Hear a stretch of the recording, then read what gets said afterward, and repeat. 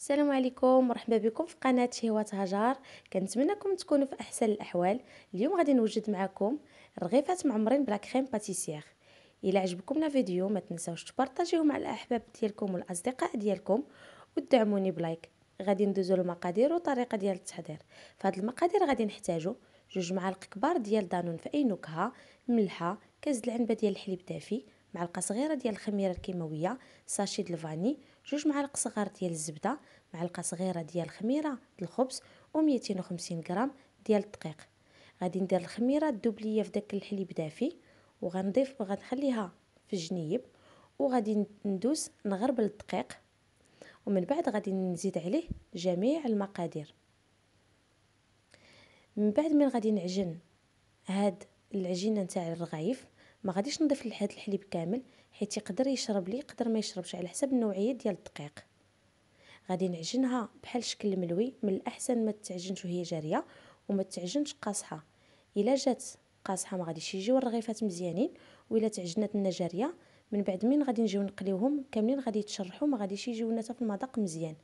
خاص تكون العجينه ما بين قاصحه وما بين جاريه، تكون هي هذيك. من بعد ما غادي نضيف جميع المقادير وغادي نضيف الحليب تدريجيا، غادي نعجنها ونخليها تسدلك، ومن بعد غادي نكورها كويره ونحطها ترتاح واحد 10 ديال الدقائق وندهنها بالزيت. من بعد ما غترتاح لي داك 10 دقائق غادي نشدها ونديرها كويورات صغيورين غير قد المشماشات، ما خصهمش يجيو كبار حيت من بعد غاديش يجيونا الرغيفات في الديكور مزيان، غيجيونا كبارين ما غيجوش مزيانين. خاص يكونوا غير قد المشماشات ولا كبر شي شويه. من بعد ما غادي نسالي هاد الكويورات كاملين، غنخليها حتى هي عاوتاني ترتاح واحد شويه باش تطلق مزيان، ومن بعد غادي نشكلهم بحال شكل مليويات. غير هما من الاحسن نطلق العجينه مزيان ونرقق العجينه باش من بعد ما يجيوناش معجنين من الداخل. غندهن بالزيت، وتقدروا ديروا حتى الزيت والزبده، انا اكتفيت غير بالزيت هنايا. غنطلق العجينه مزيان مزيان، ومن بعد غادي نطويها بحال شكل مليويات صغيورين.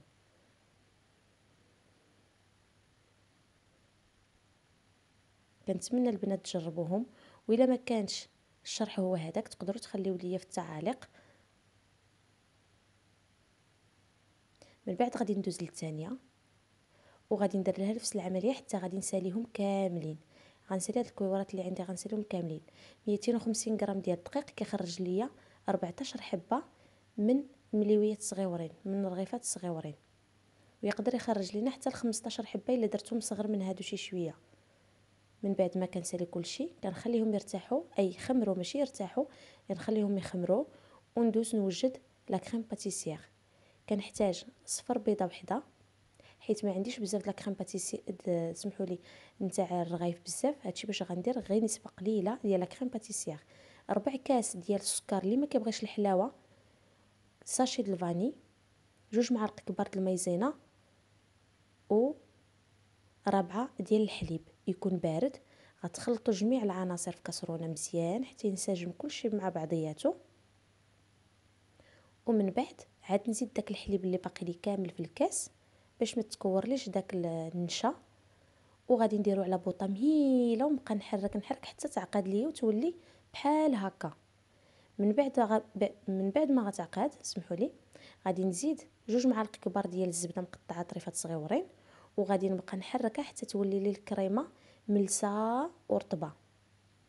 من بعد ما ساليتها بالتحراك هانتوما كتشوفوا كيفاش وجات، غادي نشد البابيي لو فيلم اليمونتير وغادي نغطيها باش ما تنبسلياش من الفوق، باش ما ديرليش داك القشره من الفوق اللي كتخسر الكريمه وكتعطيها واحد المذاق ما مزيانش. غادي نخليها جانبا تبرد ليا، وغادي ندوز لداك الملويات اللي درتهم صغيورين يخمروا.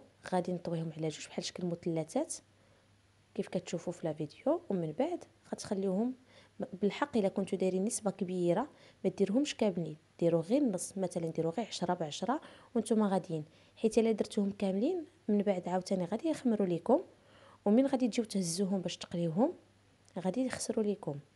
من الاحسن ديروا بشويه بشويه، الا درتو نسبه قليله بحال هذه ديروهم كاملين وقليوهم. غادي ندوز نسخن الزيت على درجة الحرارة تكون ما مجهداش وما منخفضاش، وغادي نقليهم. غير سمحوا لي على التصوير حيتاش ما ساعدتنيش الكاميرا نصور. من الاحسن من تقليوهم شدوا المعلقه وتبقاو ديروا الزيت من الفوق منهم باش يتنفخوا لكم اكثر واكثر. من بعد ما تقليهم قبل ما يتحمروا من الاحسن تقلبوهم في البلاصه باش كيتنفخوا وكيجيو من الداخل مفشوشين وكيجيو زوينين. الصراحه البنات كيجيو هاد الرغيفات زوينين بزاف ولذاذين، وكيجيو حتى في المنظر زوينين ومبدلين على الرغايف الاخرين اللي تنعرفوا ديما نوجدوهم بالنافع والزنجلان والعسيله. من بعد ما غادي نقليهم غادي نديرهم على الورق ينشفوا، ومن بعد غادي ندوز للتزيين بلا كريم باتيسير. سمحوا لي ما بينتش هنا في التصوير، راني درت اللوز يفيلي يتحمر شي شويه. تقدروا ديروه في الفران ولا ديروه على المقيله، انا درته غير على المقيله خليته يتحمر شي شويه. ولا تشدوا اللوز وتسلقوه وتقليوه وتهرمشوه حتى هو كيجي زوين. ولا تقدروا ما ديروا حتى شي حاجه، تكتفيو غير بلا كريم باتيسير حتى هي كتجي زوينه بزاف. من بعد ما ساليت القليه نتوما كتشوفوا من الداخل طيبين وكيجيو مفشوشين ورقاقين، ما تيجيوش معجنين. وغادي ندوز دابا للتزيين، وكنتمنى يعجبكم البنات. واي ملاحظه اي تعليقات خليوهم لي في لي كومونتير، وكنتمنى هاد الرغيفات تبارطاجوهم مع كلشي. من بعد غادي ندوز للتزيين. غادي نشد الجيب الحلواني وغادي ندير فيه لا كريم باتيسير، ومن بعد غادي نزين. تقدروا الا ما عندكمش الجيب الحلواني ديروا تحلوهم وديرهم غير بالمعلقه حتى هو كيجي مزيان. غير هو كيساعد الجيب الحلواني كيساعد باش الا كنتي مزروبه كتسربي دغيا. وإلا ما كاينش ماشي ضروري، الواحد يدير اللي عنده في الدار شي حاجه موجوده يديرها.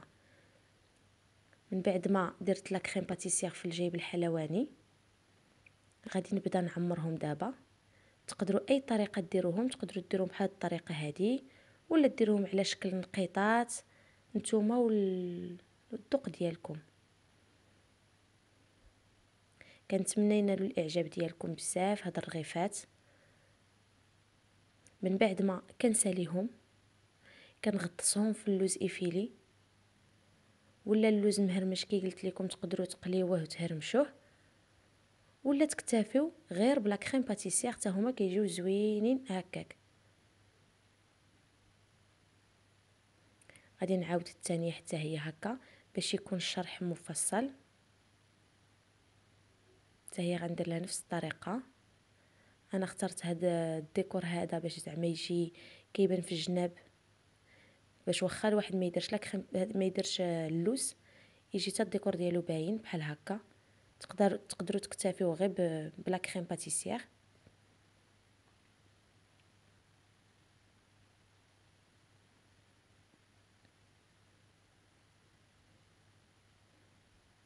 شتي كيفاش كيجي حتى المذاق ديالهم زوين وكيجي الديكور ديالهم زوين، واللي غيذوقهم عندكم غادي يعجبوهم بزاف بزاف. كنتمنى البنات ينالوا الاعجاب ديالكم هاد الرغايف. وإلا كنتوا اول مره كتشوفوا القناه ديالي كنتمنى منكم تشجيع وتخليو ليا لي كومونتير. ها هم بعد ما وجدوا تقدروا تضيفوا ليهم شويه ديال السكر كلاصي ولا ما تضيفوش ليهم. انا عطيت 3 ديال الطرق. ها هما شويه درت فيهم اللوز ايفيلي وشويه ما درتش فيهم، ووحده درت فيها شويه السكر كلاصي على حساب الذوق ديالكم نتوما.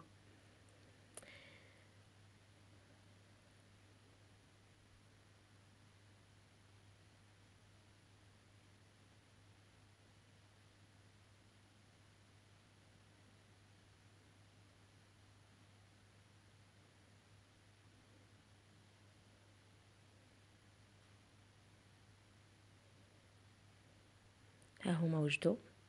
كنتمنى ينالوا الاعجاب ديالكم، وما تنساوش تبارطاجيوه مع الاحباب ديالكم والاصدقاء، وكنتمنى تجربوهم وتخليو لي التعليقات. وبصحتكم وراحتكم.